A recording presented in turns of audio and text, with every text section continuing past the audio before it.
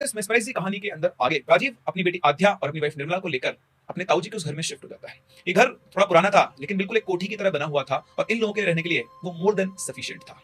ये लोग वहां शिफ्ट हुए करीबन 1 महीने तक, 1 महीना इनको हो गया वहां शिफ्ट हुए बाद। राजीव आध्या को रोज स्कूल लेकर जाता, स्कूल छोड़कर वो अपने काम पे निकल जाता और शाम को आते टाइम लेकर उसे स्कूल से वापस अपने घर पे आता था। वहीं निर्मला पूरे घर को संभालती थी और बेसिकली हाउस वाइफ ही थी, तो उसका काम था पूरे घर को संभाल के रखना और बहुत अच्छा इनका जीवन यापन हो रहा था। अब एक दिन की बात है, ऐसी जोर से बारिश हो रही थी, जैसा कि आप सभी को पता है, आप लोग साथ भी होता होगा। बारिश होती सबसे पहले घर की लाइट चली जाती है।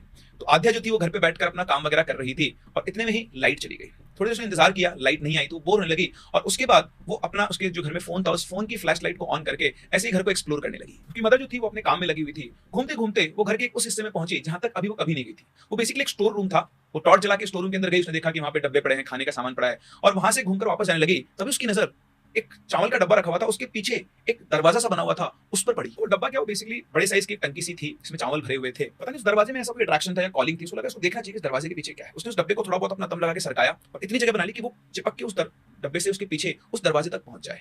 वो दरवाजे पे वो पहुंची, उस दरवाजे गेट को उसने खोला और टॉर्च जलाई तो अंदर बहुत सीलन की बदबू हो रही थी। होता है ना जब सब कुछ लकड़ी का बना हुआ हो और बहुत दिनों से खुला नहीं होती, अजीब सी स्मेल हो जाती है, आप जानते होंगे। तो ऐसी स्मेल उसको हो रखी थी और उसने देखा तो अंदर बस कबाड़ का सामान भरा हुआ था और जी के साथ साथ पूरे कमरे में बहुत सारे जाले हो रखे थे, जैसे कई सालों से ये कमरा कभी खुला ही नहीं है। वो चारों तरफ देखती तो ज्यादा कुछ वहां पे था नहीं, सब ऐसे फालतू का सामान पड़ा हुआ था और वापस बाहर निकलने लगती है। तभी उसकी जो फ्लैश लाइट है वो एक बक्से पर गिरती है जो उस दरवाजे के जस्ट बिल्कुल पास में रखा हुआ था।